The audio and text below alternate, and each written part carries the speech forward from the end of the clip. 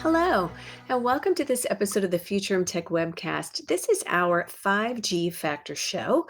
I'm your host, Shelly Kramer, and I'm joined today by my colleague and fellow analyst, Ron Westfall. Hello, Ron, and great to see you today. Oh, you bet. Yes, it's a fine day and certainly looking forward to our conversation. Always, always. Naturally.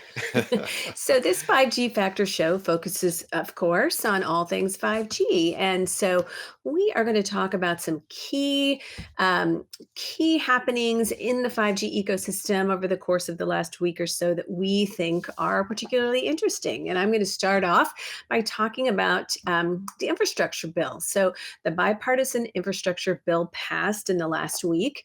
And that's good news for expanding broadband and 5G connectivity across the nation, which is sorely needed. So, Congress passed the bipartisan bill, and a significant amount of that funding is focused on technology, specifically on expanding high speed internet access across the country. So, democratizing this high speed internet, making it both available and affordable, is critically important. And, we've been trying to breach this digital divide for a very long time now. And I think one of the things that navigating a global pandemic showed us for sure is the importance of internet accessibility and affordability for all. So it's great to see this as a key underpinning of the infrastructure bill. Some specifics there. $24.45 billion have been set aside for the Broadband Equity Access and Deployment Program. And this, again, will deploy broadband in underserved areas. Each state in the United States is expected to receive 100 million of that funding. There's 2 billion going to the broadband connectivity fund, 2.75 billion allocated for digital equity grant funding. So if you're looking for opportunities to submit grant requests, there you go. And there's 1 billion for middle mile deployment broadband funding for rural communities and rural locations.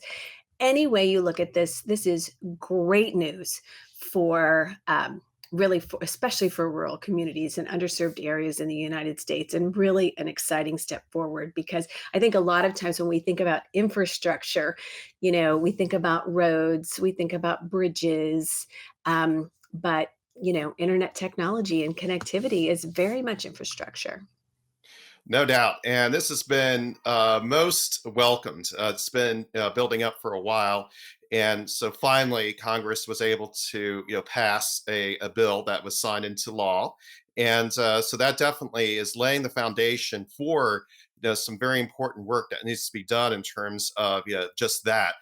Making the U.S. broadband infrastructure more available definitely is targeted at addressing underserved areas. And so that is certainly going to be a difference maker in terms of reducing the digital divide, but also boosting investment in key technology areas such as fiber builds, as well as 5G technology.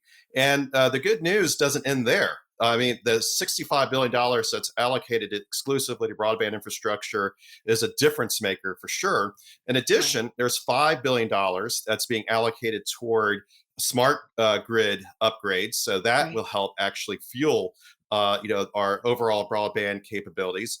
In addition, there's $17 billion that's being allocated to port infrastructure specifically. So this will help fuel the use case for what can be characterized as smart ports, as Right. well as $25 billion for airport modernization. We're seeing private networks taking off in airport environments. And for example, companies like Betacom are making a huge difference in that regard.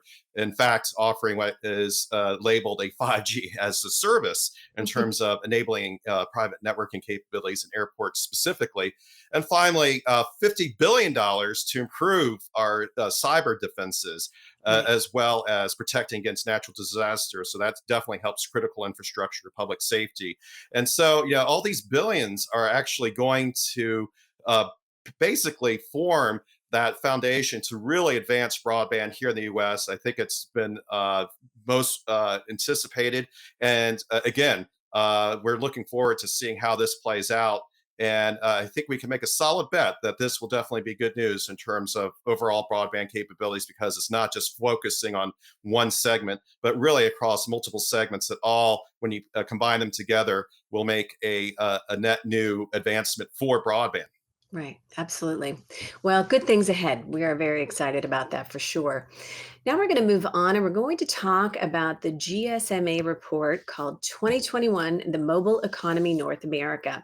I think that we realize that everybody everywhere is walking around with one of these, right? But when you look at some of the stats, it really is kind of interesting. So by the end of 2020, for instance, 327 million people in North America subscribed to mobile services. That should not be shocking in any way, but it's 83% of the population. That's a lot. Another cool stat is that 1 trillion of mobile technologies and services generated 4.4% of the GDP in North America in 2020. This is a contribution. Like, okay, like big numbers. Wow, who cares? So what, right? Well, this this contribution is equivalent to 1 trillion of economic value that's been added. So when we talk about 5G and what's ahead, and the reality of it is we really are in the nascent stages of 5G and massive adoption by not only consumers but businesses. And so when we look at numbers like that and think about what's ahead, it's crazy exciting. So let's talk a little bit about what's on tap for growth ahead. Ron, I know you've spent some time immersed in the GSMA report. Lay it on us. Oh, yeah. No, there are some major key takeaways coming out of this report. And to add to the current impact, over 2.1 million jobs have been generated by the mobile Right, ecosystem.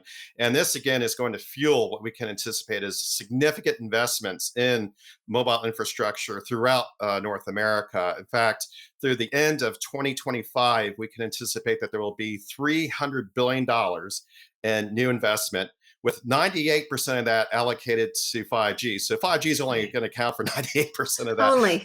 Yeah, Only right. 98%.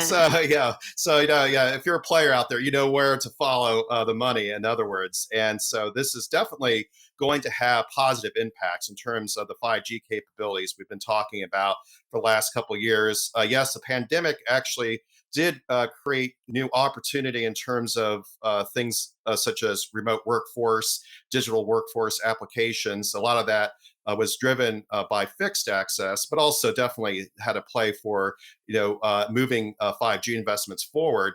And now that we're getting the post-pandemic era and we're getting fully adjusted to the new realities of the hybrid workforce, that is going to enable these new investments to, in essence, generate 2/3 of all mobile connections being 5G, again, by that end of Right, 2025 right, threshold. And a lot of that is going to be focused on what is called 5G standalone. And why that is important is, in contrast to 5G non-standalone, which had to account for legacy technology, is that this will literally unleash 5G's capabilities across the board. So this is going to accelerate, I believe, IoT use cases. It will right. definitely accelerate network slicing capabilities. So we're finally going to see these vertical industry use cases really blossom. And likewise, closely related to all this is ultra reliable, low latency communications. That is, the underpinning for all of these new 5G capabilities really taking off, particularly in the business to business segment. A lot of it's been focused on the consumer side here in North America, but Right. now we can definitely really see it take off, I believe, on the industry 4.0 slash B2B side. And to also underline why this is really coming into place is that here in the US, there was a mid-band auction, that is the 3.7 to 3.98 gigahertz range, that yielded $81 billion in an investment by the operators. So this is Right. going to be important for digital advancements across the board for the operators. Yeah. For example, when it comes to their content strategies, as we know, AT&T recently struck a deal at $43 billion with Discovery to basically spin off their Warner Media assets and merge it with Discovery content and distribution assets.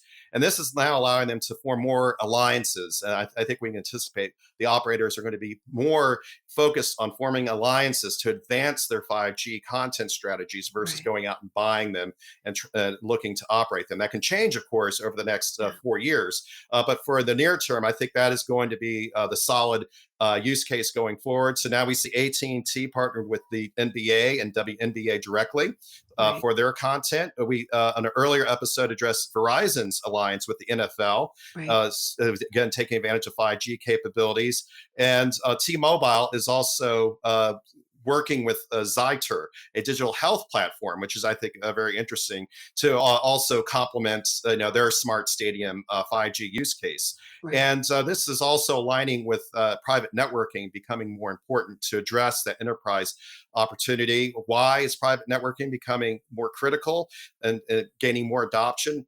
Quite simply, it gives the customers more control, more Right. security over their capabilities. So we see AT&T building out a private millimeter wave network with the Ellison Institute, for example. We also address that, and that's going to be important for cancer research, particularly when it comes to 3D imaging applications. Right. Also, Verizon now has what's called on-site 5G, and that is their first private 5G solution offering. So now that is going to definitely fuel the advancement of private networking capabilities. Yeah.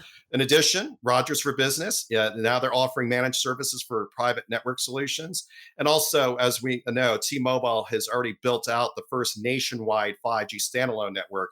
And again, that's going to be a critical for enabling those capabilities we already addressed in terms of fueling internet of things capabilities, as well as network slicing and so forth. So this is definitely demonstrating that there are valid reasons why we can anticipate 5G is going to have society-wide impact, Right. why the use cases are finally going to take real world monetization capabilities on, and so forth. So this is all great news, I believe. And I think MWC LA with the GSMA report definitely underlines that. Absolutely. And, one of the things that I'll do in the show notes for this show, as well as in our conversation here on both LinkedIn and I think we're streaming to Twitter as well, is I'll include a link to the GSMA report, which is terrific. And I'll also include a link. Sometimes I feel like I mention this so much that it's too much, but I don't care because the IBM Institute for Business Value did a terrific report on 5G and what's ahead and how literally 5G is going to transform much of what we know today within the next 4 or 5 years. And I refer to this report all the time from the IBM Institute of Business Value. I've done an interview with Chad Andrews from IBM Institute for Business Value. He is terrific as well. I think I'm using the word terrific today. That's my word, terrific. I'm going to try not to use it again. Anyway, great information in there along with the GSMA report. We'll hyperlink them in here so that you too, if you're a 5G geek like we are, you can dive in and see what's going on because it's really some exciting stuff for sure. No doubt. No, that was a valuable conversation. And I think, yeah, it is, again, validating the fact that 5G isn't just going to be about networks. It's No, going to be about society wide influence right, and really right. transforming our lives and enabling, the like not just life saving capabilities like on the Yeah, critical infrastructure side, right, but our daily lives, our ability right. to work from home in a Yeah. safe way, et cetera. So this is, I think, definitely worth looking at. Yeah. Well, and I had a conversation on this topic a couple of days ago. And the reality of it is, it's kind of like how you have a network of arteries throughout your body that is, brings blood to and from and is responsible for keeping you alive. But when it comes to business today and life today, the strength of our networks is what allows us to be connected. And that's really the whole everything that we're talking about 5G is that 5G will be powering cities and critical infrastructure, all kinds of things like that, our personal communications, our media and entertainment, factories. I mean, just you name it. And 5G is going to is already in some instances and will continue to play a significant role. So it's really exciting stuff. No All doubt. right. Well, speaking of exciting stuff, if you did not get a chance to tune in to Qualcomm's Investor Day 2021 event this last week, I can tell you it was a really, great event. So Qualcomm CEO Cristiano Amon, um, in his keynote, talked about the company's his vision for the company, and really talked about the company's success and how it's really all about market diversification. And he talked about, the opportunities that he and team are looking at are focused on opportunities to expand revenues based on a projected 7x increase in Qualcomm's addressable markets that are valued at 700 billion within the next decade. So this is a really bullish forecast. It led to a surge in Qualcomm stock price on Tuesday, immediately following the event, which isn't surprising. But the presentation itself, not only Cristiano's presentation, but other folks from the company throughout the day, was just really terrific. Again, terrific. But there's not much that the company isn't leading in. IoT, the metaverse, automotive, some really interesting things happening with regard to Qualcomm and automotive. And then all things connectivity, compute, and convergence. So, what Cristiano focused on a little bit are, among markets, including smartphones, PCs, and the IoT. Again, I mentioned there's huge opportunities coming up in automotive. The company announced a collaboration with BMW to provide the Qualcomm Snapdragon Ride platform to the company's next gen ADAS system, Advanced Driver Assistance System, and also autonomous driving platforms. Qualcomm now works with, and this is kind of fun fact that I think a lot of people don't know, Qualcomm now works with 25 different vehicle OEMs providing Snapdragon chips and software for autonomous driving capabilities. They also talked about, moving beyond chips, and really, again, going into these addressable market opportunities. These include RF front end. Our colleague and fellow analyst Olivier Blanchard has written extensively about RFFE, and but the other opportunities include technologies for handsets, RF front end, automotive, as I mentioned, and the IoT. And really, some of the most significant opportunities that Cristiano identified were the convergence of mobile and PCs, the metaverse for various applications, wireless fiber, and then the industrial IoT. And really, lastly, pardon me, one of the things that he talked about is not, what we're accomplishing here is not enabled by 5G alone, but it's how we define 5G that connects everything to the cloud 100% of the time.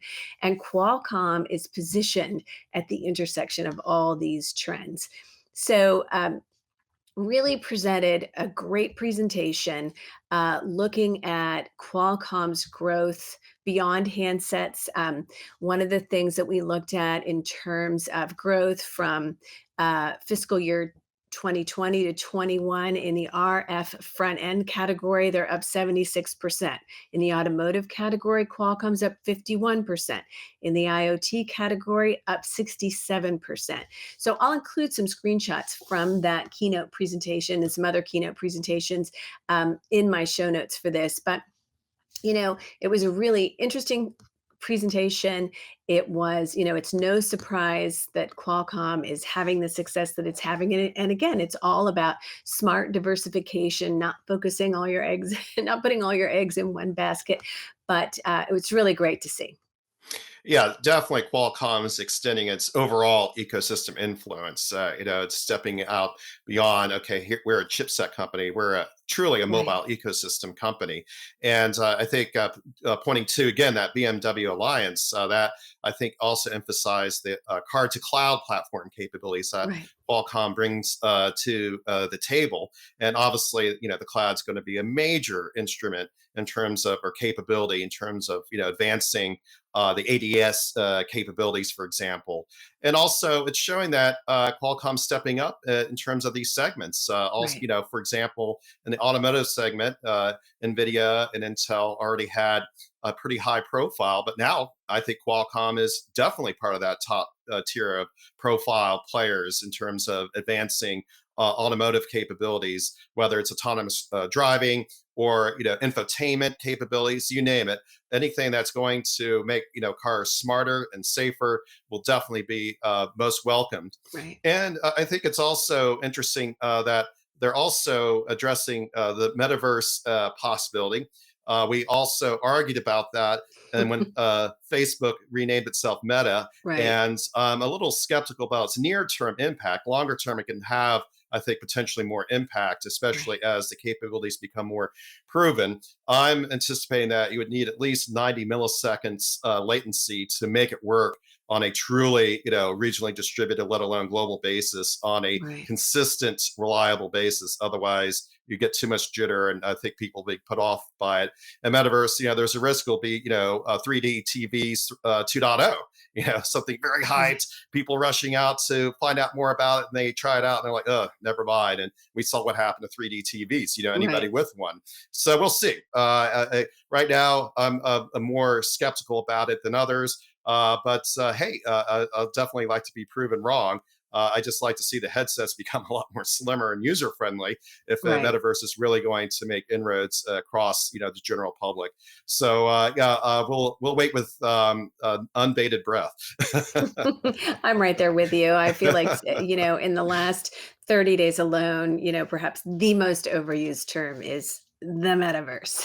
Yes. I'm already over it. Right. Yeah. The hype cycle's already gone through its The hype completion. cycle. Now it's like, show me. Yeah, But it'll be exactly. years before it really becomes a mature application, I believe. Absolutely, yes. Well, you know what? That actually wraps our show. And Ron, thank you as always for hanging out with me for this episode of the 5G Factor. To our audience here, thank you so much for being with us as well. And we'll publish, as I said, some show notes that'll include some links to the things that we talked about, some screenshots from the Qualcomm Investor Day event that kind of lay out their vision a little bit more, and links to the GSMA and IBM Institute for Business Value report. So, with that, we're going to say goodbye. Have a great day and have a wonderful Thanksgiving holiday if you're celebrating that soon.